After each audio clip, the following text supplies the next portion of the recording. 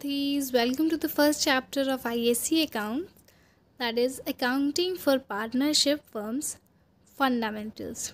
अब अकाउंट्स का नाम सुनते ही बच्चों के मन में आता है कि ये तो कॉमर्स का सबसे ज़्यादा टफ सब्जेक्ट है। इस सब्जेक्ट को कैसे पढ़ेंगे, बस इसमें भगवान नंबर दिला दो, बाकी हम कर लेंगे। पर हमारे अंदर ये डर कहाँ से आता है? हमारे सीनियर्स से। पहले ही हमें बता चुके होते हैं अकाउंट सबसे टफ है, इससे दूर रहना, इसको पढ़ोगे पागल हो जाओगे। पर ऐसा नहीं है। Accounts is all about practice. आप जितना प्रैक्टिस करेंगे आपको उतना आएगा। तो पढ़ते हैं ये वाला chapter, accounting for partnership firms fundamentals. हम लोग पहले इसकी थ्योरी पढ़ेंगे। अकाउंट्स में क्या करते हैं बच्चे? थ्योरी पार्ट छोड़ देते हैं। यही वो सबसे बड़ी गलती करते हैं, तभी उनको अकाउंट्स नहीं आती है। उन्हें लगता है कि अकाउंट्स में सिर्फ क्वेश्चन कर लेने से सब हो जाएगा, पर ऐसा नहीं है। हाँ, क्वेश्चंस उसका मेजर पार्ट कंप्लीट करते हैं, कवर करते हैं, बट ऐसा नहीं है कि थ्योरी अनइम्पॉर्टेंट है। थ्योरी आएगी तभी क्वेश्चंस होंगे, नहीं तो नहीं होंगे। So first is what is partnership. हमारी बुक ही पार्टनरशिप पे है, तो हम सबसे पहले जानेंगे कि पार्टनरशिप एक्चुअली में होता क्या है। Partnership is the relation between persons who have agreed to share the profits of a business carried by all or any one of them acting for all. Partnership क्या है? एक रिलेशन है between two or more persons. अब relation एक person में तो होगा नहीं, तो दो और दो से ज़्यादा पर्सन के बीच का जो रिलेशन है, जो जिन लोगों ने एग्री किया है कि हम एक बिज़नेस चलाएंगे, उसका प्रॉफिट शेयर करेंगे। अब वो बिज़नेस कौन कर रहा है? इसमें पैसे तो सब लगाएंगे, लेकिन इसमें वर्क कौन कर रहा है? वर्क कोई सारे भी कर सकते हैं और कोई एक भी उन सब के बिहाफ में वर्क कर सकता है। So this relation is partnership. Partnership के मेन फीचर्स क्या हैं? फीचर्स काफ़ी सारे हैं बुक में, सेवन होंगे फीचर्स, बट हम कुछ मोस्ट इम्पॉर्टेंट फीचर्स की बात करेंगे जो एज अ सेपरेट क्वेश्चन भी पूछे जाते हैं। So first is to or more persons. जैसा कि मैंने अभी बताया कि रिलेशन एक इंसान में तो होगा नहीं, दो इंसान होंगे या फिर दो से ज़्यादा होंगे तभी रिलेशन होगा। तो एक इसका फीचर है कि दो या दो से ज़्यादा लोग होने चाहिए। Minimum is 2 and maximum according to Indian companies act 2013 maximum number of people that can join a partnership, that can come into a partnership is 100। 100 से ज़्यादा लोग पार्टनरशिप में वर्क नहीं कर सकते according to Indian companies act 2013। Second feature is agreement. There is an agreement between the partners who are carrying a business। तो इन सब के बीच में एक एग्रीमेंट होता है दैट शोज कि आप प्रॉफिट कैसे शेयर करेंगे, कैपिटल कितना कितना आएगा, ये सारे इस एग्रीमेंट में मेंशन होता है। नेम, एड्रेस, सब कुछ इस एग्रीमेंट में सब कुछ होता है। तो ये agreement it can B oral और इट कैन बी रिटन। कोई कंपल्शन नहीं है कि रिटन ही होना चाहिए, इट कैन बी ओरल और इधर it can be written. Written होगा तो ज़्यादा अच्छा होता है क्योंकि इसमें डिस्प्यूट के चांसेस कम होते हैं। ओरल लोग भूल जाते हैं, रिटन कोई नहीं भूलता है। कहीं पे भी लिखा है हम वहाँ से निकाल सकते हैं कि हमने ये तय किया था, हमने वो तय किया था। सो एक क्या हो गया, second part is agreement. Third is sharing of profits. अब प्रॉफिट्स कैसे नहीं, मतलब कि एक इसका फीचर होता है कि sharing of profits, who have agreed to share profits. इसकी डेफिनेशन से ही आ रहा है कि जिन लोगों ने प्रॉफिट शेयर करने के लिए फर्म बनाई है, प्रॉफिट्स के लिए फर्म बनी है, चैरिटी के लिए नहीं फर्म बनी है। तो जो फर्म प्रॉफिट शेयर करने के लिए बनी है दैट इज़ ओनली पार्टनरशिप। अगर कोई चैरिटेबल फर्म है तो that is not a partnership firm. Fourth is relationship of principal and agent. Principal and agent का रिलेशनशिप होता है बिटवीन पार्टनर्स के बीच में प्रिंसिपल और एजेंट का रिलेशनशिप होता है।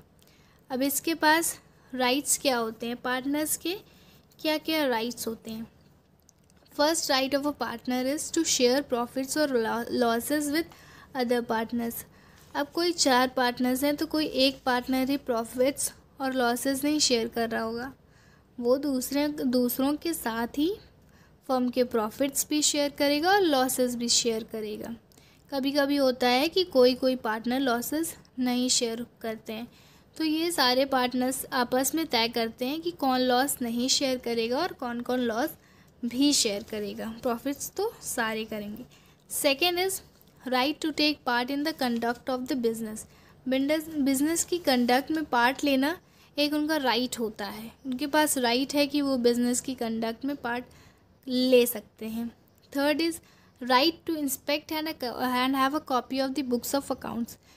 उस बिज़नेस की जो अकाउंट्स की बुक है उसको वो चेक कर सकता है और उसकी कॉपी भी अपने पास रख सकता है। एक ये बहुत बड़ा राइट होता है एक पार्टनर के पास।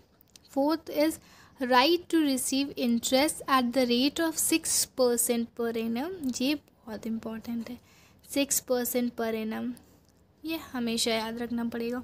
और loan given to the firm, अगर किसी पार्टनर ने फर्म को लोन दिया है तो उस लोन पे उसे 6% पर एनम इंटरेस्ट ज़रूर मिलेगा, चाहे फर्म लॉस बेयर कर रही हो, लॉसेस फेस कर रही हो या फिर प्रॉफिट में हो फर्म, उसे ये 6% पर एनम इंटरेस्ट देना ही पड़ेगा।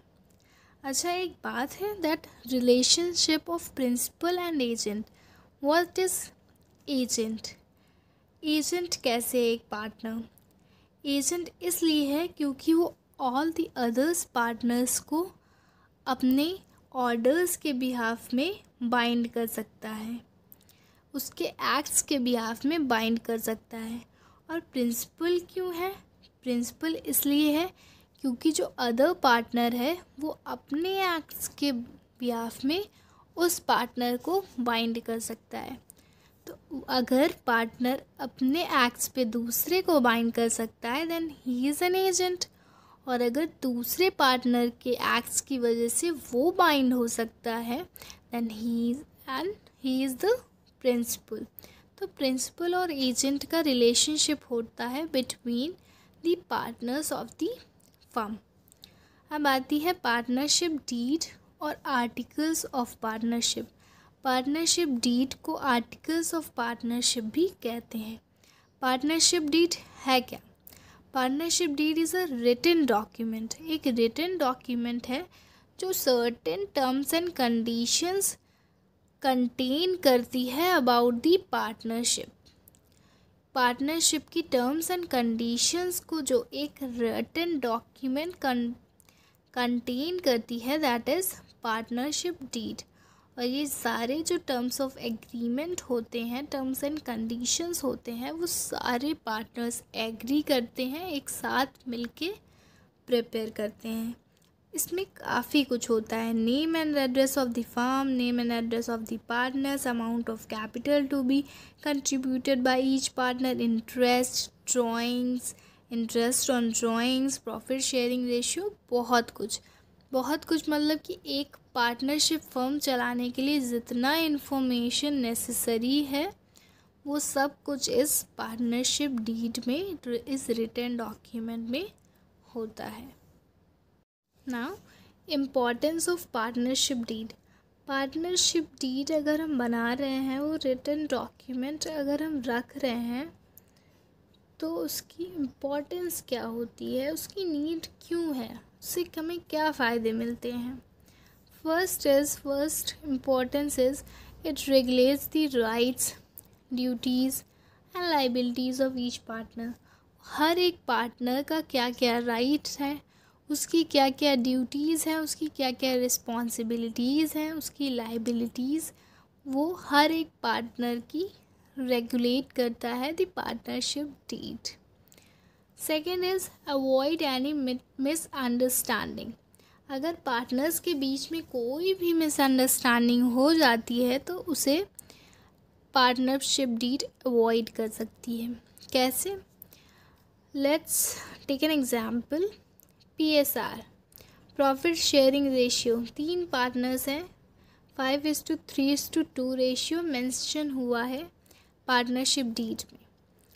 अब पार्टनर्स को क्या लग रहा है कि हमने ये रेशियो चूज़ किया है, हमने ये रेशियो फाइनल किया है।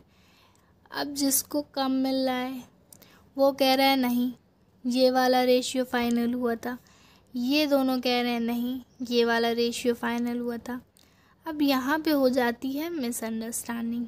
तो हम आ सकते हैं पार्टनरशिप डीड के पास। पार्टनरशिप डीड देखेंगे, हमारा रिटन डॉक्यूमेंट देखेंगे, उसमें ये लिखा होगा या ये लिखा होगा, जो भी लिखा होगा वो इस मिसअंडरस्टैंडिंग को हटा देगा that this is the right one or this is the right one. तो ये मिसअंडरस्टैंडिंग को अवॉइड करता है। Third is any dispute amongst the partners may be settled easily. Disputes हो रहे हैं पार्टनर्स के बीच, वो ईजिली सेटल हो सकते हैं। अब डिस्प्यूट रिलेटेड टू PSR भी हो सकता है। PSR रिलेटेड डिस्प्यूट्स हो रहे हैं, लड़ रहे हैं एक दूसरे में कि नहीं मुझे ज़्यादा शेयर मिल रहा था, पार्टनरशिप डीड में ये मेंशन है, मुझे तुम लोग कम शेयर दे रहे हो। तो ये सारे डिस्प्यूट्स भी सेटल हो सकते हैं पार्टनरशिप डीड्स पे, जहाँ रिटन लिखा होता है कि ये आपकी टर्म्स एंड कंडीशंस हैं। अगर आप इसके अकॉर्डिंग वर्क नहीं कर रहे हैं तो आप अपने पार्टनरशिप डीड में जाके देखिए, जो होगा वैसे आप सेटल कर सकते हैं इन डिस्प्यूट्स को। Now rules applicable in the absence of partnership deed. अगर पार्टनरशिप डीड नहीं तैयार की है आपने, आपके बीच में कोई एग्रीमेंट नहीं है, कोई रिटन डॉक्यूमेंट नहीं है, तो क्या क्या रूल्स एप्लीकेबल होते हैं? These rules are according to partnership act 1932। ये बहुत इम्पॉर्टेंट है याद करना। दिस एक्ट ईयर इसका partnership act 1932। Companies act is companies act 2013 and partnership act is partnership act 1932। According to Partnership Act 1932, the rules applicable in the absence of partnership deed are: first is about profit sharing ratio, equally irrespective of their capital contribution। अब क्या होता है कि जो सारे partners होते हैं अलग अलग अमाउंट का कैपिटल भी ला सकते हैं और सेम अमाउंट का भी कैपिटल ला सकते हैं। अगर इनके बीच में पार्टनरशिप डीड नहीं है तो जो भी पार्टनर ज़्यादा शेयर लाया होगा वो तो यही कहेगा कि कैपिटल के बेसिस पे प्रॉफिट डिवाइड कर लेते हैं, बट जो कम लाया होगा कहेगा नहीं ऐसा नहीं करेंगे।